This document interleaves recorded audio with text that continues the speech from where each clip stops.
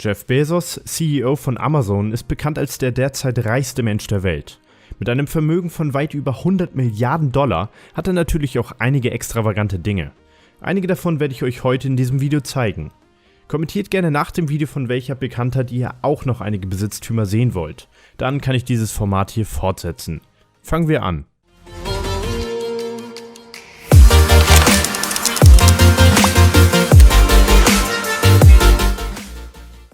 Jeff Bezos hat eine riesige 42 Millionen Dollar Uhr in einen Berg gebaut. Warum, fragt ihr euch? Nun, Jeff Bezos sagt, dass wir Menschen dazu neigen, zu kurzfristig zu denken. Abholzung von Urwäldern, Verschmutzung der Ozeane, Ausrottung von Tierarten und die Liste geht weiter. Er möchte dagegen ein gewaltiges Zeichen setzen. Die Uhr soll ein Symbol für langfristiges Denken sein. Sie wird von einem großen Gewicht betrieben, das an einem Getriebe hängt und aus langfristig beständigem Material besteht, um die Zeiterfassung für etliche Jahre zu garantieren. Genau genommen sind 10.000 Jahre geplant. Jeder sucht sich das Haustier, das zu ihm passt. So auch Bezos.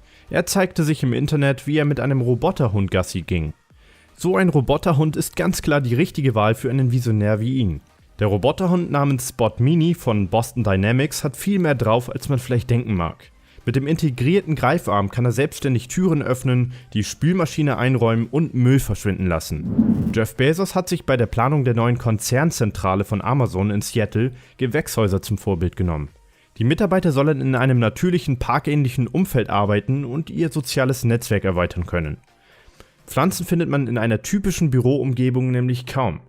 Das möchte Bezos ändern. Er möchte auch einen Beitrag zu nachhaltiger Stadtgestaltung leisten. Dafür wird gerne mal 4 Milliarden Dollar hingeblättert.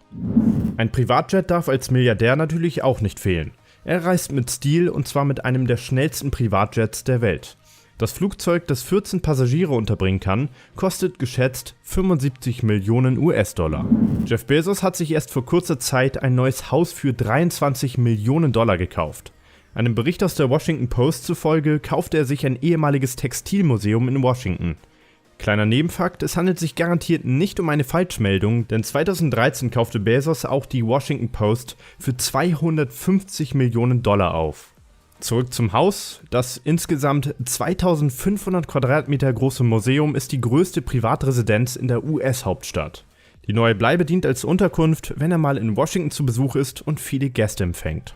Das war's auch schon. Wie gesagt, von welcher internationalen Bekanntheit möchtet ihr außerdem noch ein paar Besitztümer sehen? Schreibt es mal in die Kommentare. Hier ist noch ein weiteres Video, das euch interessieren könnte. Also dann, bis zum nächsten Video. Ciao!